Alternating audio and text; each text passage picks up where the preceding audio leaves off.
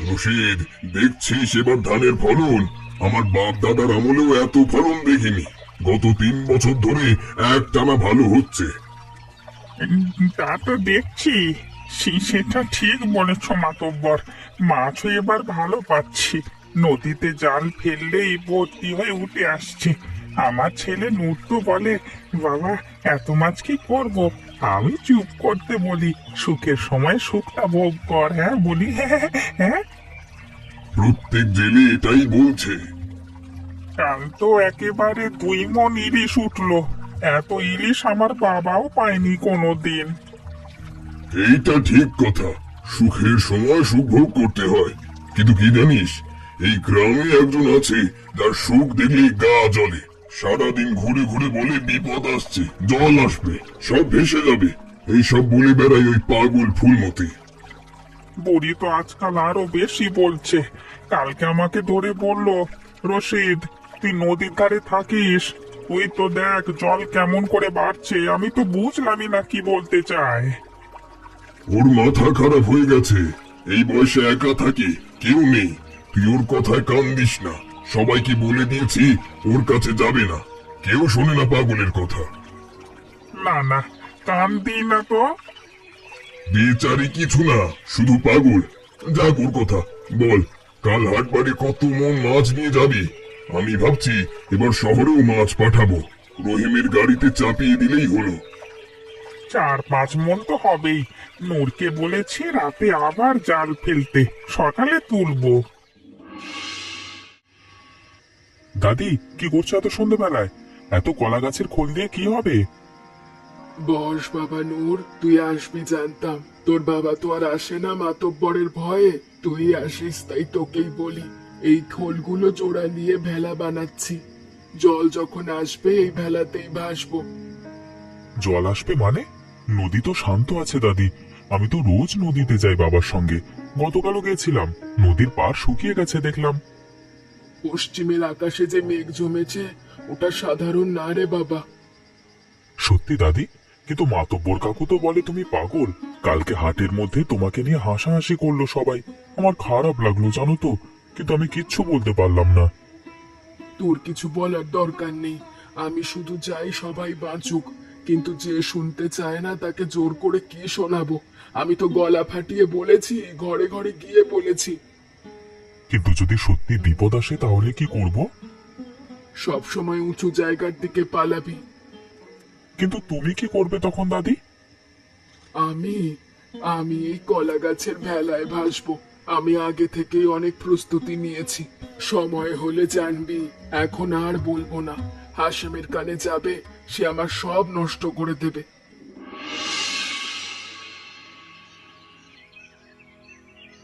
ফুলমতি দিদি, এদিকে এসো। তোমার সঙ্গে একটু কথা আছে আমার। কেউ নেই এখন এই ঘাটে, সবাই মাঠে গেছে। কমলা, তুই তো হাটে দেখা হলে মুখ ঘুরিয়ে নিস। এখন কেউ নেই বলে ডাকছিস। ছোটবেলায় তুমি আমাকে কত গল্প শুনিয়েছো, কত যত্ন করেছো, সে কথা আমি ভুলিনি। কিন্তু আমার স্বামী খুব রাগী। তোমার সঙ্গে কথা বলে আমাকে মারবে। হাসেম অহংকারী। সে ভাবে তার ধান আর তার জমি চিরকাল থাকবে। ভাবে সে মাতব্বর, তাই সব জানে। কিন্তু কমলা, আমি তোকে বলছি, এই সুখ বেশি দিন নেই। এই পুকুর, এই ঘাট, এই বটগাছ সব জলের তলায় তলিয়ে যাবে। দিদি, এমন ভয়ের কথা বলো না। আমার 3টে বাচ্চা আছে। ছোটটার বয়স মোটে 3 বছর। সত্যি বিপদ আসলে আমরা কি করব? কোথায় যাব? শুকনো মুড়ি, চিরা গুড় এসব বস্তায় ভরে রাখ। তোর স্বামী তো মাতব্বর, সে বললে সবাই শুনবে। কিন্তু সে তো আমাকে পাগল বলে, তাই কিছু বলি না। আমি আরেকবার চেষ্টা করব দিদি, হয়তো এবার শুনবে। বিপদ আসলে মনে রাখবি, পূর্ব দিকে উঁচু জমি আছে, সেই দিকেই ছুটবি। দিদি, তুমি নিজে কোথায় যাবে? আমার ব্যবস্থা আছে রে কমলা, আমার চিন্তা করিস না। আমি চলি।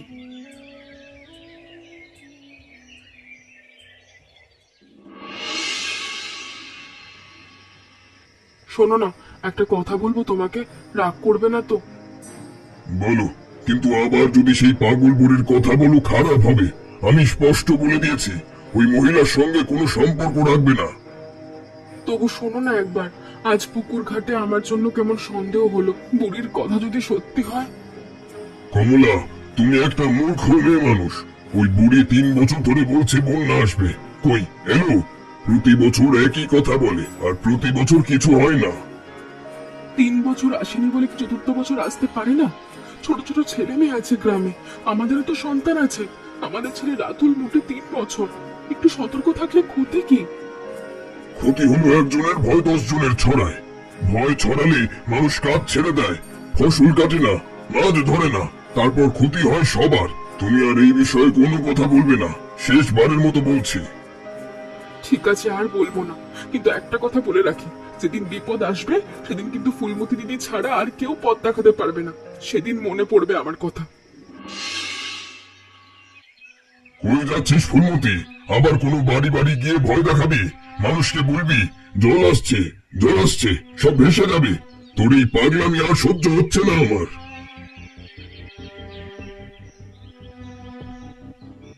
হাসেম, তুই মাতব্বর, তোর কাজ মানুষকে রক্ষা করা, কিন্তু তুই করছিস উল্টো, মানুষকে বিপদের মুখে ঠেলে দিচ্ছিস অন্ধ হয়ে। আমি শেষবার বলছি, আর 5 দিনের মধ্যে এমন ঝড় আসবে এই গ্রামের নাম খুঁজে পাবি না। তোকে বলছি চুপ কর। এই গ্রামের মানুষ সুখে আছে, তুই তাদের সুখে বিষ ঢালছিস। 3 বছর ধরে বিষ ঢালছিস, আর আজ থেকে তুই আবার কারোর সঙ্গে এই কথা বললে আমি তোকে গ্রাম থেকে বের করে দেবো, বুঝলি? বের করে দে, ঘর ভেঙে দে, আমার কিচ্ছু যায় আসে না। আমি একা বাঁচতে পারবো, আমি খোলা আকাশের নিচেও থাকতে পারি, আমার অভ্যেস আছে। কিন্তু তোরা তোরা কোথায় যাবি যখন জল তোদের ঘর ডুবিয়ে দেবে? যা, চলে যা এখান থেকে। পরের বার দেখলে মার খাবি আমার হাতে। যাচ্ছি, কিন্তু একটা কথা রেখে যাচ্ছি, এই কথা তুই মনে রাখবি হাসেম, তোর কপালে অনেক দুঃখ আছে।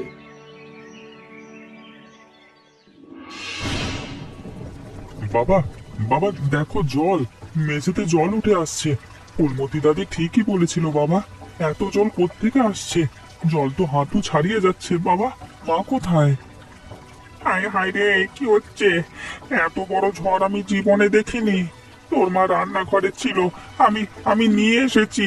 জল তাড়াতাড়ি বাড়ছে, কিচ্ছু করবার নেই। নদীর জল ঢুকছে সব জায়গায়। বাবা, চাল ধরবে কতক্ষণে? জল তো চালের কাছ পর্যন্ত পৌঁছে যাবে। ঘরটা কাঁপছে বাবা, বাতাসে ঘর ভেঙে পড়বে। আমি বুড়িমার কথা বিশ্বাস করিনি রে, এখন বুঝছি কত বড় ভুল করেছি। একসাথে পুরো গ্রামটা ডুবে যাচ্ছে। বাইরে চেঁচামেচি শুনছিস? ওপরওয়ালা জানে কত মানুষ এখন জলেতে। থেকে পালা, এখান থেকে পালা। ঘরে থাকলে ঘর ভেঙে পড়বে মাথায়। বাবা, দাদি কোথায়? দাদি বেঁচে আছে তো? তার ওই কলা গাছের ভেলা কি সত্যি এই ভয়ানক পরিসরে ভাসবে? জানি না বাবা, বুড়ির কথা ছাড়, এখন নিজেদের বাঁচা। চল চল তাড়াতাড়ি চল, জল বুক পর্যন্ত উঠে আসছে, চল।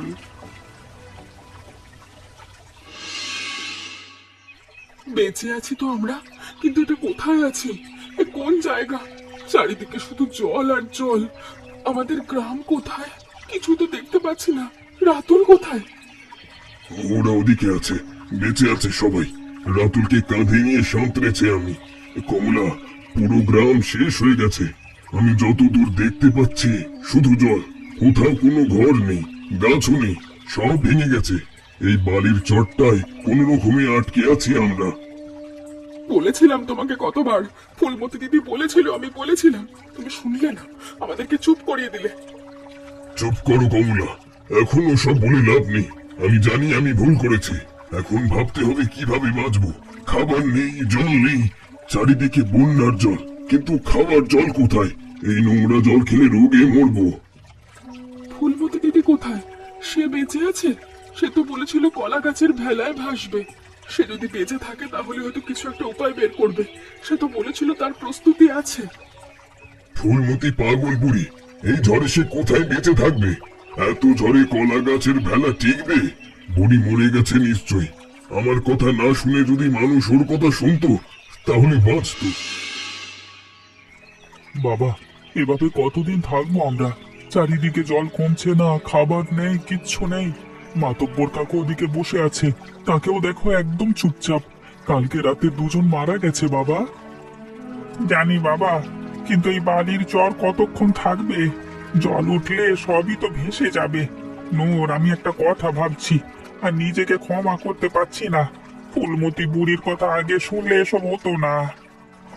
দাদি আমাকে বলেছিল তোর বাবাকে নিয়ে উঁচু জায়গায় উঠে যাবে, তখন আমিও তো পুরোপুরি বিশ্বাস করিনি দাদিকে। কেউ বিশ্বাস করেনি তাকে, সবাই অপমান করে তাড়িয়ে দিয়েছিল বুড়িকে। এখন সেই বুড়ি থাকলে হয়তো একটা পথ বের করতো। এসবের আমরা কিচ্ছু বুঝি না। বিপদে কিভাবে বাঁচতে হয় তা বুড়ি ছাড়া কেউ জানে না এই গ্রামে। দাদি কি বেঁচে আছে বাবা? সে তো বলেছিল কলা গাছের ভেলায় ভাসবে। সহজে হার মানবার মানুষ না সে। আমি বিশ্বাস করি সে বেঁচে আছে। রশিদ, আজ আরো 3 জন মারা গেল। হালিমের বউয়ের কোলে বাচ্চা ছিল, বাচ্চাটা বেঁচে আছে কিন্তু মা নেই। কে দেখবে ওই বাচ্চাকে? ক্ষুধায় মরছে মানুষ, বালি চরে কিছু নেই খাওয়ার। চারিদিকে যেদিকে দেখছি শুধু আধমরা মানুষ পড়ে আছে। এতদিনে শুধু আমরা শোক দেখবার পরে এরকম হঠাৎ ভয়ানক দুঃখ আসবে কেউ কি ভাবতে পেরেছিলাম? মাতব্বর, আমি একটা কথা বলবো, রাগ করবে না তো? রাগ? এখন রাগ করার শক্তিও নেই আমার রশিদ। রাগ, অহংকার, ক্ষমতা সব জলে ভেসে গেছে। বল কি বলবি? ফুলমতি বুড়ির কথা আমাদের শোনা উচিত ছিল। সে 3 বছর ধরে বলেছিল আমাদের ঘরে গিয়ে, আমাদের ঘরে ঘরে গিয়ে। আমরা তাকে পাগল বলে তাড়িয়ে দিয়েছি। তুমি তাকে সবচেয়ে বেশি অপমান করে গ্রাম থেকে বের করে দিতে বলেছিলে। বুড়ি মিথ্যে বলতো না তো। জানি রশিদ, তুই যা বলছিস সব ঠিক। একটা কথাও ভুল না। আমি রাতে ঘুমাতে পারি না, চোখ বন্ধ করলেই বুড়ির মুখ ভাসে চোখের সামনে। বুড়ি কখনো মিথ্যে বলেনি মাতব্বর, তাকে আমি পুরোপুরি বিশ্বাস করি। আমার এই বিশ্বাস এই বিপদে এসে ফিরে আসবে আমাদের সাহায্য করতে। কমলা চাচি, ওদিকে দেখো, নদীতে কিছু একটা ভাসছে। আমার চোখের সামনে সবকিছু ঘুরছে, কিন্তু মনে হচ্ছে কেউ যেন এইদিকে আসছে। কোথায়? কোন দিকে? ওই ওটা কি? একটা কলা গাছের ভেলা মনে হচ্ছে। বুড়িমা নাকি? অনেক কিছু আছে ভেলা। নূর, ডাক সবাইকে। দাদি, ফুলমতি দাদি, এইদিকে এইদিকে। বাবা বাবা, দাদি আসছে। কলা গাছের ভেলায় ভেসে দাদি অবশেষে সত্যি আসছে। আমি বলেছিলাম না বাবা, বুড়ি বেঁচে আছে। দেখো দেখো, ওই তো আসছে। কি বলছিস? কোথায়? সত্যি তো? এই ওই তো বুড়িমা। ভেলাটা কত বড় বানিয়েছে দেখ, ওতে তো কত কিছু আছে। সবাই এসো, দেখো ফুলমতি দিদি আসছে। সে ভেলায় কিছু খাবার আনছে মনে হচ্ছে। বুড়িমা, এখন বলো তুমি কিভাবে বাঁচলে? এই সামান্য ভেলা এসে ভয়ানক ঝড়ের রাতে এত ফল কোত্থেকে পেলে? রশিদ, আমি বুড়ি হয়েছি, কিন্তু আর হাত পা চলে এখনো। আর আমি যখন নিশ্চিত বুঝলাম বিপদ আসছে আর কেউ আমার কথা শুনছে না, তখন আমি একা প্রস্তুত হলাম। তুমি একদম ঠিক কাজ করেছিলে। ভাবলাম কেউ না শুনুক, আমি তো নিজে বাঁচতে পারি, আর নিজে বাঁচলে হয়তো অন্যদের কাজে লাগবে। তারপর? 3 বছর আগে থেকে আমি নদীর ওপারে অনেক দূরে একটা একটা উঁচু জায়গা খুঁজে বের করেছিলাম। টিলার মতো একটা জায়গা, চারপাশে গাছগাছালি ঘেরা। সেখানে আমি লুকিয়ে একটা ফলের বাগান করে রেখেছিলাম। কেউ জানতো না, কাউকে বলিনি। 3 বছর আগে থেকেই প্রস্তুতি নিচ্ছিলে? সে বাগান করতে কত কষ্ট হয়েছে তোমার। একা একটা বুড়ি মানুষ হয়ে কত কষ্ট করেছো তুমি। আর তোমরা শুধু, তোমাকে নিয়ে হেসেছি আমরা। কষ্ট হয়েছে রশিদ, কিন্তু তারপর ভবিষ্যতের কথা ভেবে আমাকে শক্ত থাকতে হয়েছে। দাদি, তুমি এই ঝড়ের মধ্যে ভেলা চালিয়েছিলে একা? তোমার তো খুব সাহস। চালিয়েছি বাবা, ভয় পেয়েছি কিন্তু চালিয়েছি। হাল ছাড়িনি আমি। অনেক কষ্ট করে আমি গিয়েছিলাম আমার বাগানে। সে জায়গা উঁচু, তাই জল সেই টিলায় ওঠেনি যেমনটা আমি ভেবেছিলাম।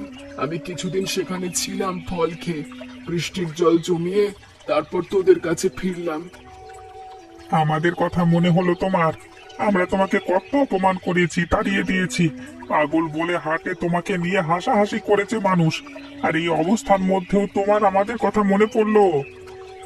রশিদ, রাগ আর অভিমান মানুষের থেকে তো দূরে সরে থাকলে হবে না। তোরা আমার নিজের মানুষ, তোদেরকে ছেড়ে আমি কোথায় যাব বল? হাসেম, বেঁচে আছিস? তোর পরিবার বেঁচে আছে? কমলা, বাচ্চারা কোথায়? বুড়িমা, আমি কি বলবো তোমাকে? আমি তোমার সামনে দাঁড়ানোর যোগ্য না গো। আমি তোমাকে কত অপমান করেছি, কত কথা শুনিয়েছি, পাগল বলে তাড়িয়ে দিতে চেয়েছি, লাঠি মারার কথা বলেছি। আমি পায়ে পড়ি তোমার। ওঠ হাসেম, পায়ে পড়িস না। আমি সব ভুলে গেছি। মানুষ তো ভুল করে, অহংকার করে। বিপদ মানুষকে শেখায়। আমাকে তুমি ক্ষমা করে দাও। তুই শিখেছিস, চোখে দেখতে পাচ্ছি, এটাই যথেষ্ট। এখন বল, কতজন বেঁচে আছে? ঘুমিয়ে দেখলাম 32 জন, বাকিরা সব জলেতে ভেসে গেছে বুড়িমা। খুঁজে পাইনি কাউকে, কেউ হয়তো অন্য কোনো চরে আটকে আছে, জানি না। তাহলে মাতব্বরি গেল কোথায়? কি বলছো কি তুমি? কতদিন কিছু খাসনি, তাই তো এত কিছু এনেছি বাবা। ভেলায় দেখ, কাঁঠাল, কলা, তাল, পেয়ারা আছে। এগুলো আমার বাগানের ফল। কিন্তু তোমার বাগান কোথায় বুড়িমা? সেসব কথা পরে হবে। এখন সবাইকে অল্প অল্প করে খেতে দে।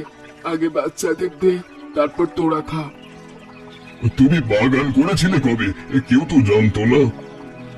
সে কথা পরে বলবো, অনেক কথা বলার আছে। এখন আগে সবাইকে খাওয়া, খাবার ভাগ কর সবার মধ্যে। দাদি, এখন কি হবে আমাদের? বালির চরে তো চিরকাল থাকতে পারবো না। জল কমছে ধীরে ধীরে, কিন্তু গ্রামে ফিরবো কিভাবে? গ্রাম তো আর নেই, সব ভেসে গেছে। নূর বাবা, গ্রাম নেই ঠিক, কিন্তু মানুষ তো আছে। 32টা প্রাণ আছে এই চরে। মানুষ থাকলে গ্রাম আবার হবে। আবার আমরা আমাদের জায়গায় ফিরে গিয়ে নতুন জীবন শুরু করব, একেবারে প্রথম থেকে। কিন্তু দাদি, এত মানুষকে কলা গাছের ভেলায় নিয়ে যাওয়া কি সম্ভব? ভেলা তো ছোট, 5-6 জনের বেশি নিতে পারবো না একবারে। একবারে না বাবা, ধৈর্য ধরতে হবে। আগে বাচ্চাদের নিয়ে যাব, তারপর ধীরে ধীরে আমরা সবাই যাব। দাদি, তুমি আমাদের সবাইকে বাঁচালে। যদি তুমি না থাকতে আমরা সবাই মরে যেতাম এই বালির চরে, কেউ বাঁচাতে আসতো না। এরপর থেকে কেউ সাবধান করতে আসলে তাকে আর কখনো পাগল ভাববি না। সেটা আমি ভালোই শিখেছি, কারণ মাতব্বর কাকু তোমাকে পাগল বলেছিল, আর বাকি সবাই মূর্খের মতো হেসেছিল। তাদের মধ্যে আমিও চুপ ছিলাম। আজকে সবাই তোমাকে ধন্য ধন্য করছে। জীবনের সুখ দুঃখ কোনো কিছুই চিরস্থায়ী হয় না। সেজন্য মানুষ যখন সুখে থাকে, তখন অহংকার করা তার বৃথা। কখনো তার সবকিছু ভেসে গিয়ে এরকম অবস্থাও হতে পারে। আর এই কথাটা গ্রামের সবাইকে এখন থেকে মনে রাখতে হবে।